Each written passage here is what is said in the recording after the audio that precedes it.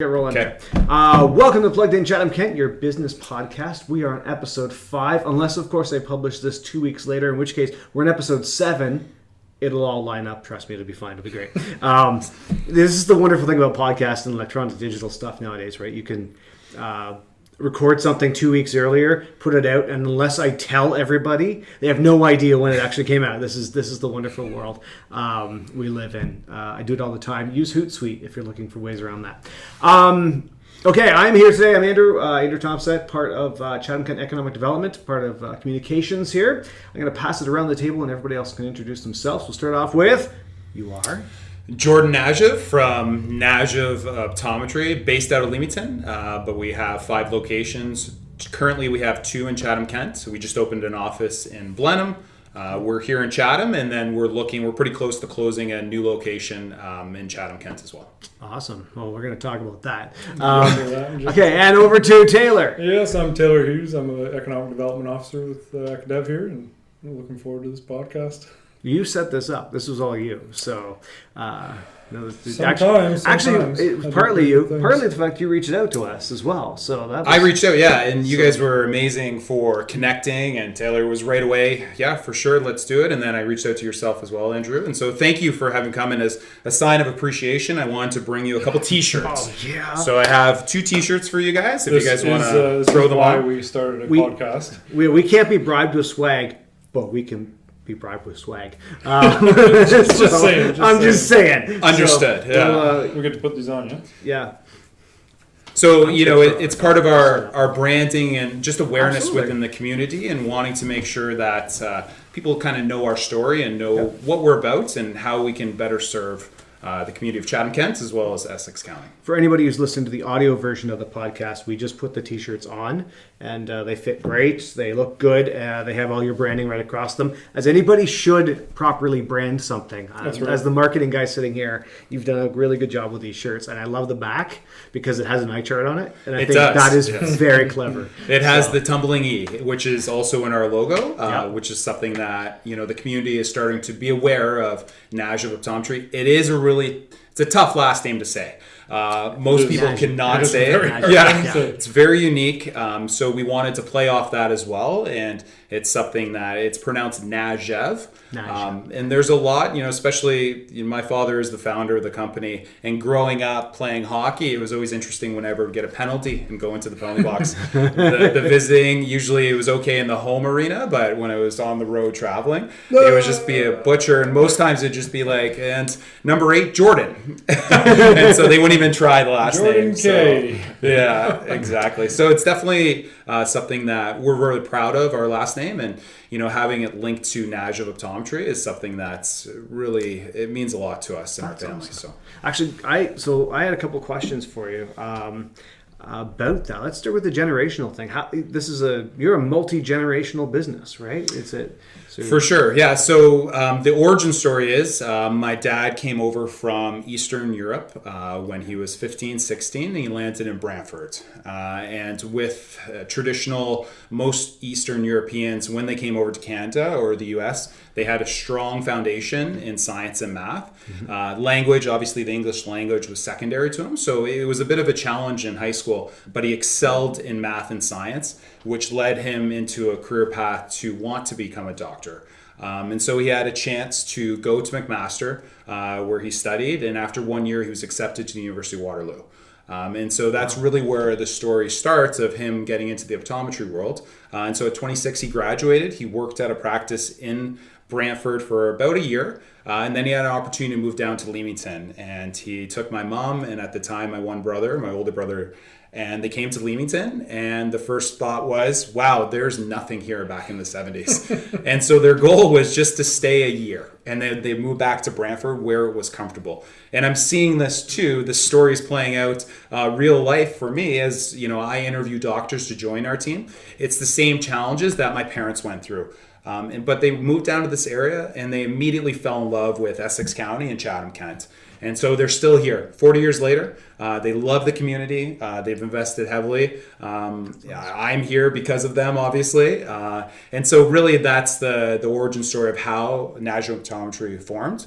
And so I joined the team last year full time. Prior to that, I was in our other family business, which was a greenhouse operation in Leamington. Oh wow! So it's multiple businesses. It's so just the two. So I was fortunate enough to, and I give a lot of credit to my older brother. So he welcomed me to the team when I got done university in 2006. So I had a chance prior to that to go to a school in the U.S. on a hockey scholarship. And I really thought, like most graduates and most people who move away from this area, that I was never coming back. Because I got a taste of the big city life, and especially Chicago. I know I listened to a pod. You were in Chicago recently. Great place. And I'm sure you had a horrible experience. Terrible time. Yeah, horrible pizza. All of it. Dogs were gross. Hot dogs, I should say. Yeah. No, that was awesome. So had a chance to stay in Chicago, but there was an opportunity to come back and join the family business. At the same time, I had an opportunity to go over to Europe and to extend my hockey career. So I went over to a small town in Nordholm, Germany. And so it wasn't the right fit for me, but I did have that opportunity to continue playing. But there, it really gave me perspective of what was important. And what was important to me was family and starting and being around the people that I loved the most. And so that's what really drew me back to this area.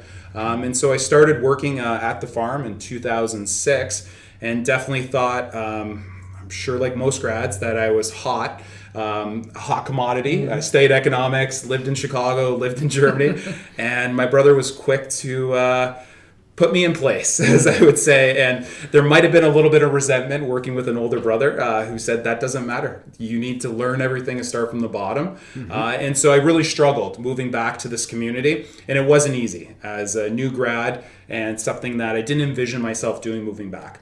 But quickly, like my parents, I started to see the value of this space within Chatham-Kent and Essex County and seeing how awesome it was and how much opportunity was. So my mind really shifted early on, and I saw the benefits instead of, I guess playing a little bit of woos me is what a lot of people end up doing as they graduate and they're trying to figure out their path in life. Yeah. I gotta say, I met your dad, and I can see he's a great guy. He was so kind. We were when we were at the grand opening. What was it? A month and a half ago In Blenheim. In Blenheim he was Ellis Street, yeah, back behind the Tim Hortons in Blenheim. Oh, sorry, there's two now. Blenheim has two Tim Hortons. It's a booming community. This is the one with the sit-down Tim Hortons in Blenheim. Right. So I mean, that's how we define things. It's like Toronto with the Starbucks, right? Except where Tim Hortons exactly. based. But no, very kind guy, and I gotta say, you can see the values, and you as well. You've been awesome to work with over the. No, I appreciate it. In the Chatham-Kent team. Coming in the first time you and I connected was at a business chamber event. That's right, hours, yeah. After hours, and we instantly connected, and we were talking about grad school. And I was unsure at the time about going to get my master's, and we talked about, when is the right time as a professional, and where is the value? Yeah, exactly. And so that, still not sure. So now I'm 3 months into my master's program, and I'm happy I made that decision. But it's definitely not something for everyone. And you have to be convicted, and you have to have, as they always say, the why to why you're going back to school. Because it's not easy. And there's a lot of times when I'm sitting at my desk after hours, and it's about 30 hours a week I have to devote to my master's. There's a lot of self-doubt. And like, why am I doing this? Where's the benefit? But as I continue to go along, and my mom always tells me, she's like, Jordan, regardless, the time will pass in life. So it's what you end up doing with it is where you'll end up being. So again, I'm very fortunate to have amazing parents, mentors that have helped me through this process. Sports and just, it's been really good, and it's definitely been a good transition coming from the agriculture industry and coming into the healthcare industry. And although there are a lot of differences, the core fundamentals are the same. It's about treating people the right way, investing in the community, and making relationships with people in a long-term way. And that's something we pride ourselves in National Optometry. We want to be in this community for a long time, and it's shown by our growth recently in Chatham-Kent with our new office that was opened in Blenheim, because there's a strong demand for the National Optometry services that we provide, and that's the best eye health care that we believe with some of the best doctors in Ontario. I love how you've listened to, not just your experience, but from the community as well. And I think it's Fridays you have extended hours. Is that my vet got the right day? You have extended hours at least one day during the week that are past 5 o'clock. And I know in talking about to several people in the community already about that, they've said, I love that they love the fact that you've done that. You've gone a little bit past, because that means they can get off work and book time to go in. You don't have to take the time out. Don't have to take the time. Kids out of school. And it's huge because there's a lot of people who live in Blenheim, a lot of people who work in Blenheim, but a lot of people who work in surrounding areas. And so trying to make that time for family, you're helping out a lot of families. I don't know if you are aware of that, but you're helping a lot of families. That's so good I want to to let you know that. Yeah, that has been appreciated in the community. So I appreciate that, and that's something. At the end of the day, patients, community members, community partners, they have a choice. They have a choice for their eye health. And it's my job, I believe, is to create awareness for how important it is to see an optometrist on a regular basis. And it's not just about coming to National Optometry. Of course, I would love to have all the community come to our offices, but if I can create awareness for how important it is to see an optometrist and to go to your regular optometrist, that's amazing. I've done my job, and I feel like that's something that carries a lot of value within the community. And so it's a competitive industry, absolutely, any health services, because we are competing for those patients and those family. But at the end of the day, we're all working together. And we're all commonly trying to spread awareness in a positive way that helps change the way people view their eye health. Yeah, that's great. Why did you choose Blenheim, out of curiosity? I mean, there's so many other communities out there. What drew you there? What was the attraction? It's a good question. It's something, when I joined back in September, I sat down with my dad. At the time, we had 4 locations. 2 of them were branded National Optometry. The other 2 were not. And we laid out the plan for the next 3 to 4 years on what success looked like. And one of the opportunities that we saw was there was a high demand in Chatham-Kent for our services.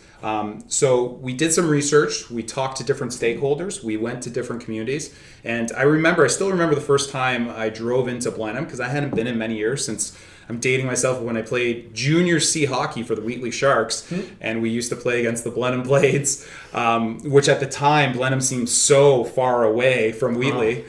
So I remember the first thing I thought of when I came downtown was the energy in Blenheim. It was like no other community that I experienced. The amount of people walking on the sidewalk, and it was a really cold day, and every parking lot was filled, and there was just an abundance of energy that I was sucked into. It was intoxicating.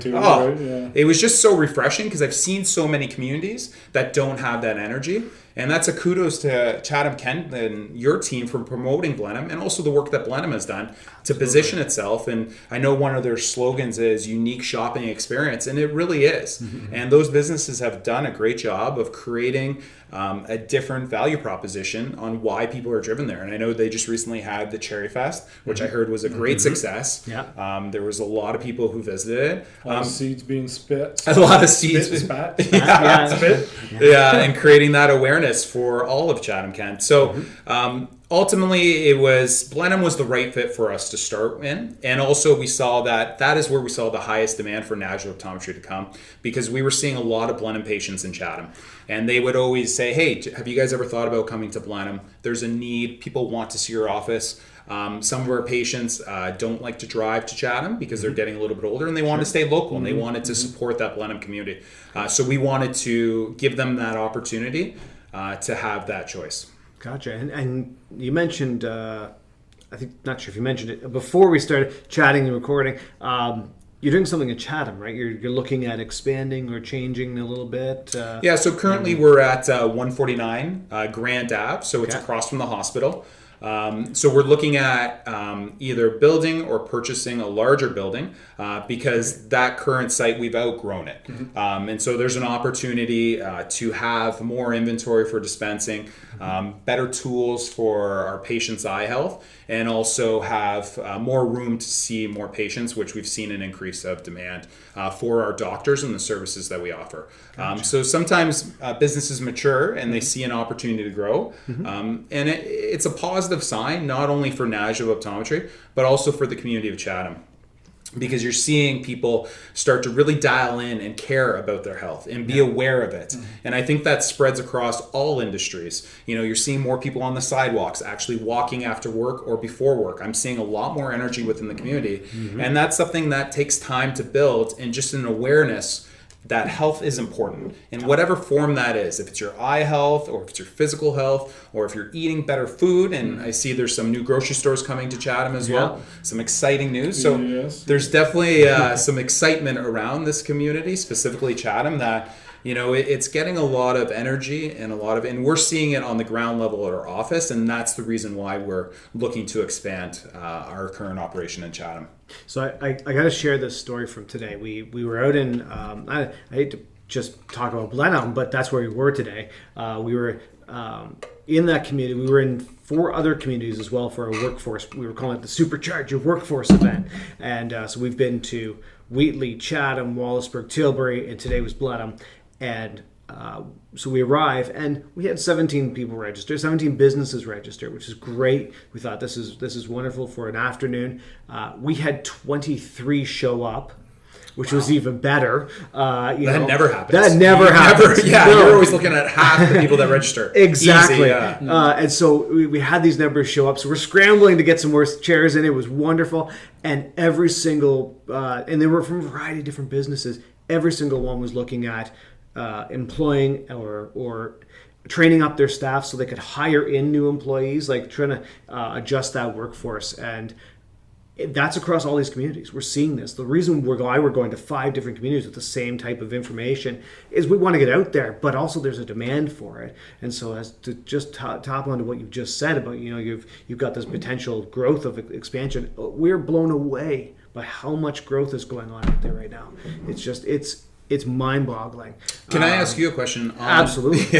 On that experience today, what was the feedback from the community? What were some of the questions they were asking to your team? A lot of them were, they didn't know what resources were out there to help train up their staff. Okay. And so that's what they were there for, was to say, okay, we've got some great staff in place. How do we advance those careers so that we can bring in new staff to fill in those positions, rather than just hire in staff to those higher positions? That way they can look at development, because that's part of retention, right? That's part of the retention strategy, is you make that person more valuable, and you help them with their career development, and then bring in those new people. And that really, they're seeing that value come out. The other one that was, I think, the biggest piece was saying, okay, so we get that new person in, what kind of grants, what kind of funding is out there to help me get that new person in? Because there's training involved. There's, I'm sure you're well aware of this. Even if somebody comes in with all of the education off the street, they still have to learn your processes. They still have to learn all of these things that work within your business, right? And that's what part of this training grant is for, is to help with that. So if you need information on that, we can hook you up after. That's pretty cool. And we were talking about this prior to taping, how part of my job, my mandate, is to recruit doctors to this area. Yeah. And I've been to University of Waterloo, so there's only 2 optometry schools in Canada. The US has quite a few more, and I've talked to the majority of them. And one of the first questions I hear is, why would I come to Chatham-Kent or Essex County when I can go to the GTA? And it is so easy to fill this area, but the stigma is that younger graduates see Toronto as the big city lure, and as I did, and I experienced it firsthand. Absolutely. When I was in Chicago, there was no way I was coming back to this area. But what you realize, in my personal experience, is that it's not about your surrounding, it's literally about the community that you built. And I found, more than anywhere, Chatham-Kent is excellent at promoting and fostering a community that's caring, that's compassionate, and that wants to do good for everyone else. And that's something that other communities don't offer. And that's something that, as I continue to talk to graduates or other optometrists, and I continue to promote and invest in Chatham-Kent and Essex County, it's definitely seeing a lot of great results, and people are starting to understand.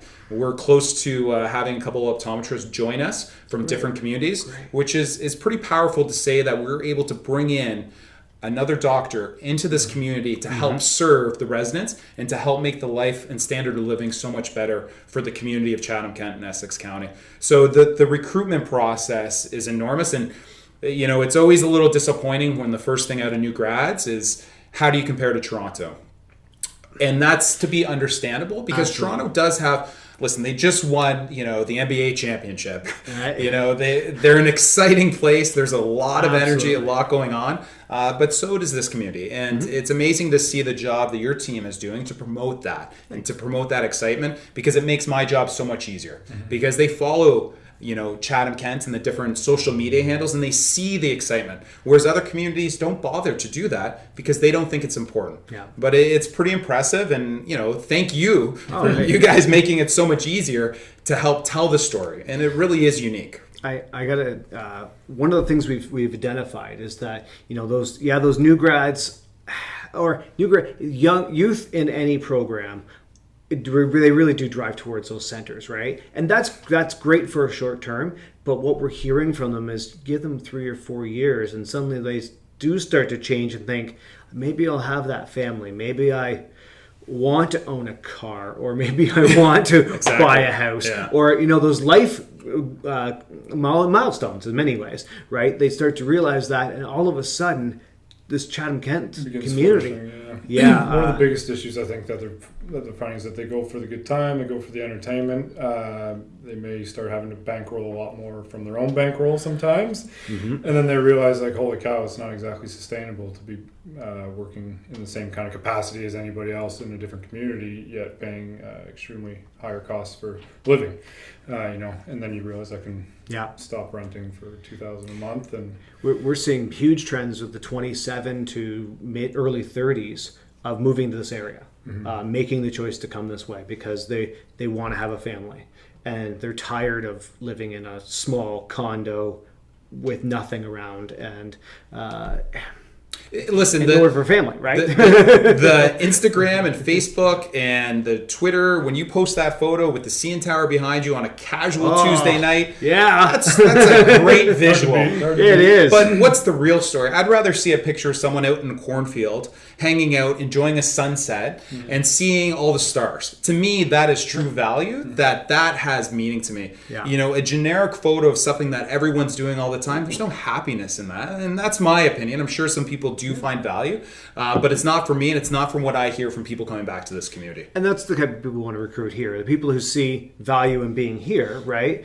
And if you find value in those other centers, that's wonderful too. I don't want to just take away from them. They need to exist, and they have their own type of culture. And it's okay that we have a different type of culture. That's Absolutely. cool. That's great, And I like to visit. I love this. I love Chicago. I love to visit Chicago. I do not want to live there, but I love to visit Chicago. Right? Get me in there for a weekend, get me out of there. Yeah, exactly. It's like Vegas. Have you had the pizza in Chicago? Oh, yeah, I've had the pizza. And what's your take? I've had 2 different styles of Chicago pizza. Okay. So I had the thick stuff. Okay. I'm not a big fan, but there was Really? another one that was a little thinner, and it was good. It was really. What was it about the thick you didn't like? Oh man, it was 95% crust. Like it was so much. Have you had it? I have a small problem with pizza that I definitely consume more than I should. Oh, wow. So I do have Pizza's life. a huge amount of experience. But I would agree that the crust is a little excessive. But if you find the right deep dish, there's nothing that compares to it. It's just fresh out of the oven. And I think the best part they do, and I'm sure this is part of the marketing strategy, is the anticipation for a deep dish pizza. It's 60 minutes straight up from when you order it to when you receive it. So you're sitting there just imagining Suspense the is creative. building. And I think if they had it, they would have a different experience. As I can see you're salivating. You're just thinking about it. Slice of pizza I can eat and be full. Have you tried it? Did you try it when you were in Chicago? Not the last time I was there, but I have had it in the past. It's phenomenal. All pizza's phenomenal. Yeah. I have a hard time not liking it, but Chicago deep dish is for me, for sure. And it's pretty interesting what they did for creating the Chicago pizza as something that you associate Chicago with. It's interesting. Coney Island, Coney dogs, right? Exactly. And what would you say Chatham-Kent would be known for? What's their deep dish pizza? You know what? I think it's that we grow for the world brand. Okay. I think that's huge because it's. Let's face it, we are an agricultural type community around here. Not that we aren't diving into innovation and to all these other wonderful streams, but $3 a lot of it's billion just industry, right? it's hard to not say, hey, we are growing for the world. We're growing for the things that go on that pizza, right? We're Absolutely. producing for that. And in my experience of the past year with economic development, it has been eye-opening to see how much technology is out there in the ag industry, or those supplying into the ag industry, or those in health who are supplying into the ag industry, and vice versa. I'd say it's that we grow for the world thing. At least that's my perspective. What are you saying? What are you seeing out there? Oh, I just want to touch on how we talked a little bit about technology, and social media to me is a big part of technology and creating awareness. So I was curious on what is the Chatham-Kent, not to put you on the spot, what is the strategy for social media within the municipality of Chatham-Kent? Because in my opinion, I've seen a lot of different municipalities and I've been a part of them. Chatham-Kent by far is light years ahead of content, awareness, consistent message, and content that people can actually enjoy, engage, but also be educated on. There's a purpose and strategy from an outsider looking at it that it really is pretty powerful what you've been able to do. So I was just curious on where that comes from, where is it being driven from? Because it's honestly not what other municipalities are doing, and it's so refreshing to see because you guys are able to connect where the attention is, and the attention isn't where it used to be. It's now on mobile devices. I mean, that's the reality. Absolutely. I think one of the interesting setups of Chatham-Kent is that each department has, or not each department, many departments have communications built within them. Okay. So rather than just a central hub of communications and then being pushed out, it's these areas of communications that are working together. Okay. So there is a central spot of communications. We have a corporate communications group and leading who's helping to provide that information out. But then each of us, so economic development, or say the tourism group, or different sectors, can take that and run with that information and work on it. And it was just actually 2 weeks ago, we sat down as a group, had a great discussion about what's working, where we can adjust, where we can move things forward, and then go back out and work on those things, right? So it's like a central strategy, but we're a little bit decentralized in that way, so we can each approach from our own knowledge of expertise, right? Exactly. But maintain an integrated message at the same time. Yeah, and that's really helpful. Is it the perfect solution? I don't know if there's a perfect solution, but it seems to be working very well, and hope it continues. Yeah, well, I would encourage your team to keep up what you're doing, and I hope different councillors and different stakeholders within the Chatham-Kent municipality see the value of how it's impacting people and how it's spreading good. It's spreading the message. It's a positive platform, and there's definitely a place for it, and it's not going anywhere. It's only going to get louder, and it's good you guys are on the offense, in my opinion, to making sure that people of the community know. Because like I circle back around to recruitment of doctors, they're going to check out the Instagram, the Facebook, the LinkedIn, all your social platforms to see what is this community about. And that is going to tell a story and help with the recruitment process. And it's something that's pretty powerful. So continue to do that. I encourage, if possible, keep making sure that that message gets seen, because you're going to continue to do good. What audiences are you seeing through your social media? So as a business, you're driving this sort of thing. What are you seeing? Who are you? Yeah, so we started our social when I joined the team back in September. So it was part of a bigger strategy of creating awareness and creating a platform that our patients could, one, and it was a simple strategy. One, the goal was to educate. Two was to create awareness for our team. Three was to make sure the community knew who these doctors were and knew really what rock stars they are. And if you sit down with any of our 7 doctors and have a conversation, you'll be blown away by how much they understand the human eye, how much they're passionate about the community, and how much they want to give and make sure that people are seeing the best they can possibly see. And so that was my goal, to create awareness. And so it's just the right time and it's the right place to have social. So we do have 4 platforms. We're on Instagram, Facebook, Twitter, and LinkedIn. So I find that from the content and the views, something we've talked about earlier, that video is dominating beyond belief. Maybe it didn't 6 months ago, and it's constantly changing. So if this is time stamped, my views might change in a couple weeks or a couple months. So don't. It's fair. It's fair. Yeah, I'd say right now it's. I'm sure you're seeing the same. So video, whatever content it is, and it's, to me, it's uncomfortable to do video because I'm insecure about, talking in front of a computer, It's just awkward. It's awkward, yeah. You're so good at it. though. Thank you. Yeah. So it's something that it doesn't come naturally to me. So, but I know that that's going to get the largest audience.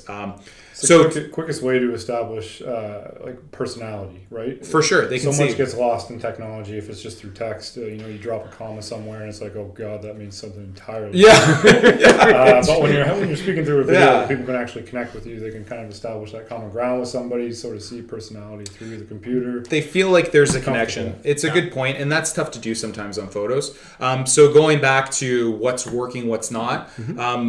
Twitter's great. It's great to have that content, and the goal was, because it's just myself who's working with the social media, is that I only have so much time to execute a plan, so I wanted to keep it as simple as possible. So all content I have is shared on all platforms. I'm not doing different content, and I think some people who are excellent at it and who crush it are creating unique content for every platform.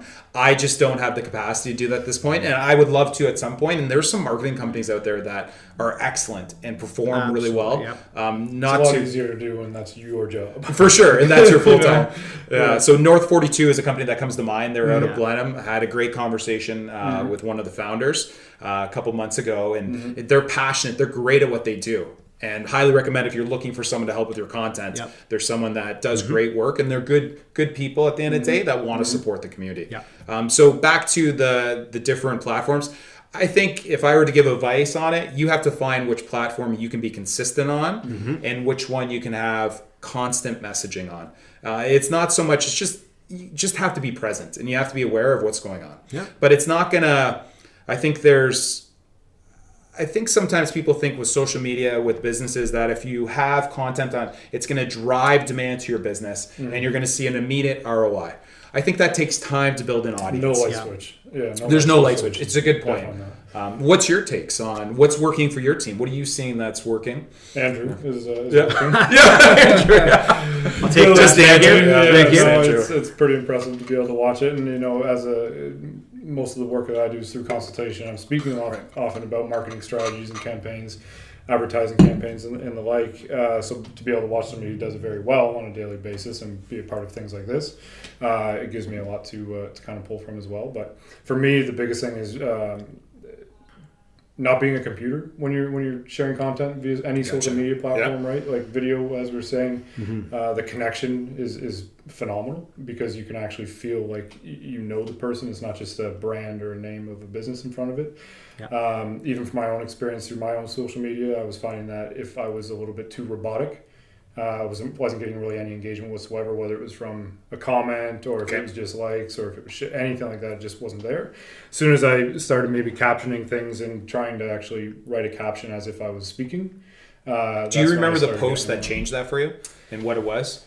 I do follow you, full disclosure. So I can think of some that changed it for me on watching your content. Fair. I'm curious while he's thinking. What was the one that changed it for you? There was a post you did.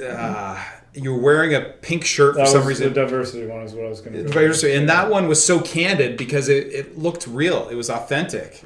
Your face was super close to the camera. I think it was like 80% face, and then 20% shirt. A lot of pizza that day. But that to me was when I started to shift and see that you were starting to tell a personal story and promoting, and it wasn't just generic. So do you, honestly, that was if I was on the spot like I was a second ago, that was the example that was coming. That was the one. Yeah, that's interesting. And because that's me, you know what I mean? I want people to realize that I'm one of the most easily approachable people that you're going to find out there. Whatever walk of life, sign me up. White bones, red blood kind of guy. So. Yeah.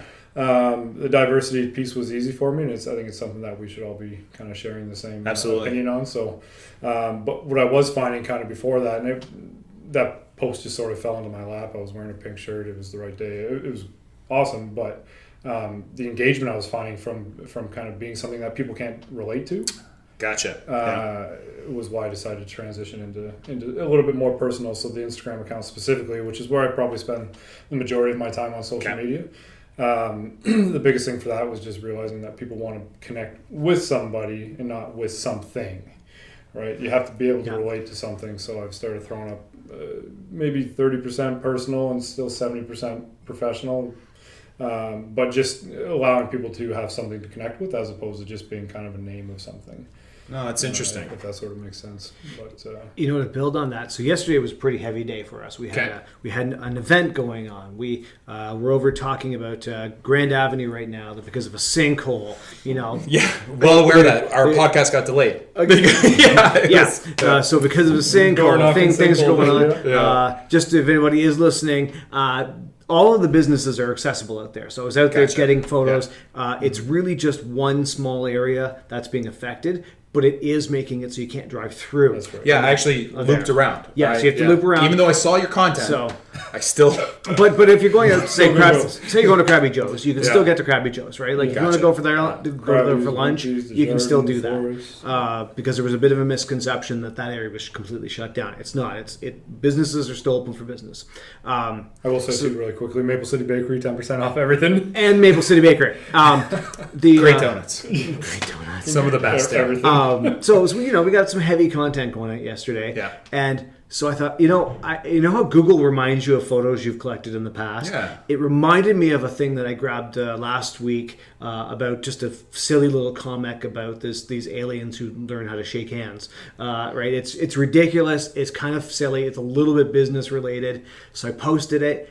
I think within about a minute and a half, I had somebody message me personally and say, "Hey, thanks, I needed that." Yeah. They saw it, and I'm like, power, yeah. And is it 100% business? Is it completely corporate? Is it totally professional? No, but it's human.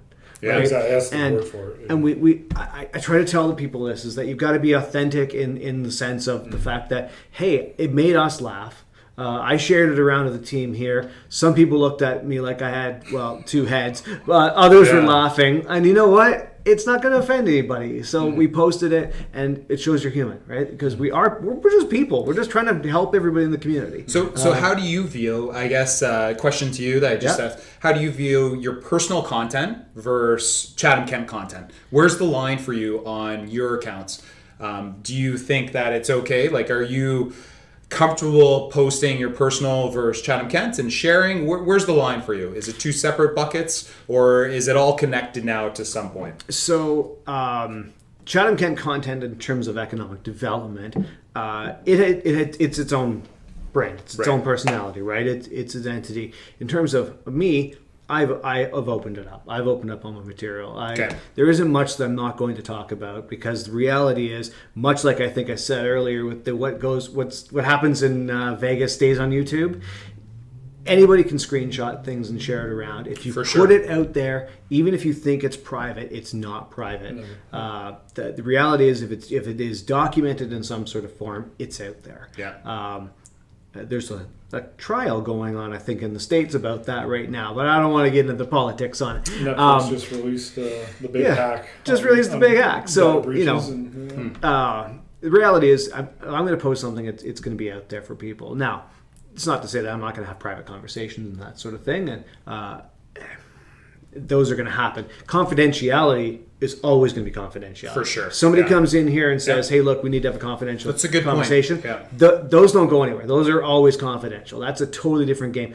I'm talking about posting things on Facebook or posting things on Twitter, right? It's pretty open. I have my own little side business. I try to post things there and keep that very... What's your side business? I have a maker business. Okay. So it's pretty broad.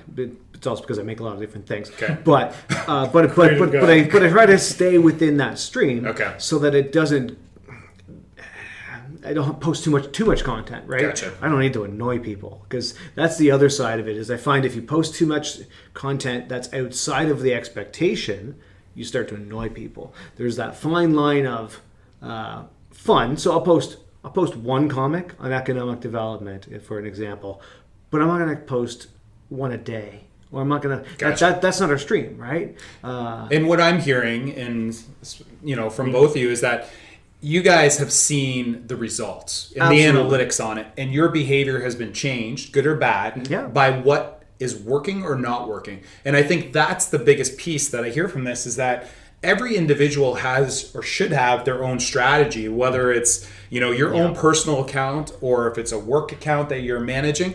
You need to find your voice and make sure that you're doing what works for your audience and you're authentic. And that's something that it's tough to do because there's such a high demand to create content and to have original content and to have content that trends. And sometimes the best content in your mind that you think is going to absolutely crush it gets no pickup. And then you're just confused and you regroup. What do you mean? This is so amazing. This is so great. Yeah. And I think... I know this conversation went down the social media, but it's such a big part of our lives that I don't think a lot of people are talking about the behind and the motivation on why people are posting content. Yeah. And I know for myself, I have a personal art account. It's called Jordan Naj of Abstract Art. And so I was keeping all that separate from my personal account. But then I found that, a couple months ago, I did a piece for the Leamington Hospice and I felt compelled to share that on my personal account. And it was something that was really important to me that I was proud of to do. I said, you know what? I know I wanted to separate my artwork and keep it separate from my personal and from Nagel Optometry. But I just decided that was something that I needed to share, needed people to know and create awareness for hospice and what an amazing job they do. And it was something that really meant something. So there's always those audibles you have to do within your content that sometimes even if you have it's okay to share. It's okay to cross lines, and it's not bad as long as it's authentic and it means something to you. I have been some of those posts, especially on the economic development side. That's CKECDev for those who are looking online right now. So CKECDev on all of our social media. Some of the strangest posts, some of the posts that I don't think will jump and do extremely well. Explode. Actually, so if I could talk about the We Grow for the World thing, if you recall, I don't know if you saw this, but a few months ago I posted a picture of the back of a Heinz can of tomatoes. Okay, Heinz come up with this premium line. All the tomatoes, it says right in the description, are sourced in Chatham-Kent. Okay? It's awesome, yeah. I post this on there.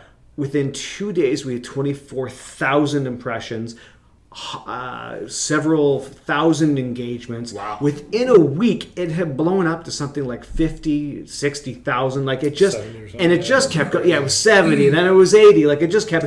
I didn't put any. The ticker. This is all natural. Yeah, None of organic. All organic, all natural and organic. Yeah, that's right. Zing. It's my dad joke for the day. But it's amazing because I'm thinking. It's a picture of the back of a can of tomatoes. Yeah. And you probably took 2 seconds. You saw it. You're like, I need a camera. Boom, done. Click, done. Yeah. And I mean, it's cool. I think it's cool. It's on message. Yeah. But it was picked up and it just went. And those are the type of things where I think businesses have the opportunity to learn and go, okay, maybe as long as you think it's kind of cool and it's on message, try it. Put it out there. See what happens. The worst thing that happens is nobody likes it and they ignore you, right? Keep scrolling. It's not a bad thing. And what that picture did was it creates awareness for all of Chatham-Kent because now you have people in Toronto, the GTA, maybe that 24-year-old who just graduated, who's now taken all her selfies or his selfies of the CN Tower and is homesick and wants to come home. And then all of a sudden sees this post scroll up on because their parents or friends are liking it and they might get homesick and they might say, yeah, I need to move back. There's a lot of stuff. Look at all this engagement. So you never know where it's going to land, but it has a common thread about engaging people in a positive way and creating awareness for awesome things that are going on here. And that's the power of social media in a good way. There's a lot of negative that people talk about, but if you can harness the power in the positive way, there's someone that we all know, Yvonne Pilon out of Windsor, who's someone that I've known for a while, and she is one of the best, and I think she's one of the individuals that has just done an exceptional job on promoting and being aware of community and businesses and helping them. And she does an amazing job of connecting different businesses and promoting Chatham-Kent and Essex County. And she has a huge amount of followers, and her message is on point. And she believes in this area and she's passionate. I'm sure she's had multiple job offers to go to big cities like Toronto and to lure her away. But true to her and what her values are. She believes in this area, in this community, and that's awesome to see. And it's someone like that really is an inspiration on how you can use social media for good and to get out a positive message in a consistent way. Absolutely. You know what? I just realized we are running like an hour long on chat, and this is What's great. The longest you guys have been? Well, I've been trying to hold these to like 25 minutes. Oh, jeez. So you know what? We're gonna keep it all. As far as I'm concerned, we're keeping it all. This is called organic conversation. This that explodes. If we just if somebody's still listening, that's awesome. I'm sure my parents are. There's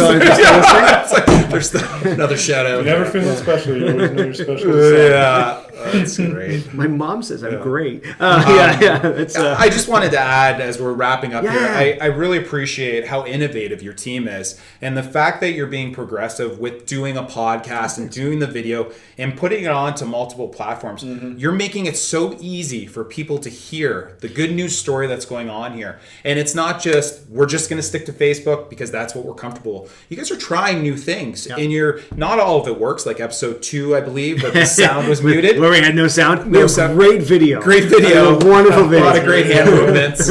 But, I applaud your team and the great work you're doing and investing. And it's real. It's genuine. And you guys are consistent. And it's great to see from top down, from the mayor of Chatham-Kent, all the way through every employee. You guys believe in this community and you want it to be successful. And you can see that day in. And that's why we're so proud, National Optometry, to continue to build and to grow and to bring doctors to help serve the patient base here, to make sure they're ultimately getting the best eye health care and making sure they have the best tools for their eyes.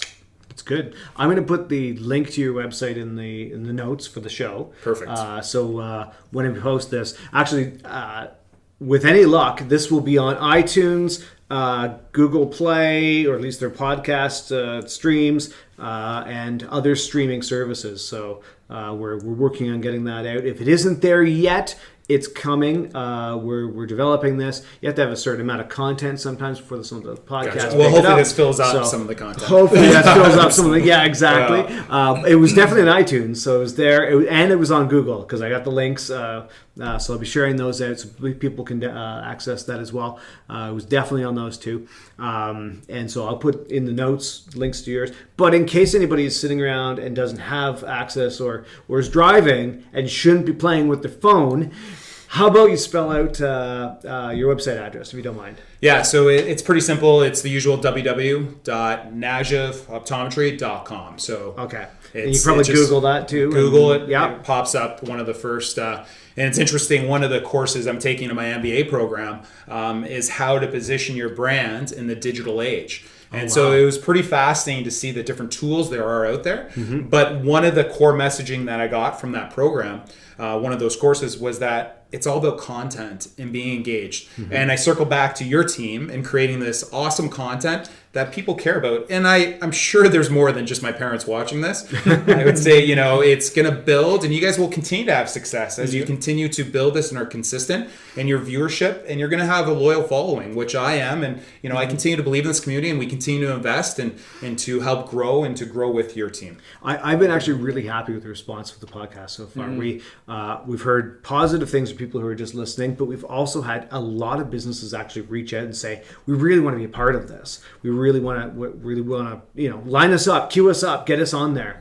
And that's incredible. From going from we didn't publish our draft. We did what do they call it? A prequel or whatever it was. We did a little demo in one of the other offices, and we're low production value, high quality content, right? Gotcha. It was a little bit of low on both, but we were learning, right? We were experimenting, and I can say that the first episode I'm really happy with, and since then it's been great. But the feedback we're getting is that people are engaging with this, and so which is why we're going to continue to do this. Which may mean I may even buy more than one microphone to share amongst 3 people. We might even up the quality level just a little bit. We'll see. Might spend $10. We'll see. But no, it's been great to have your feedback on these things.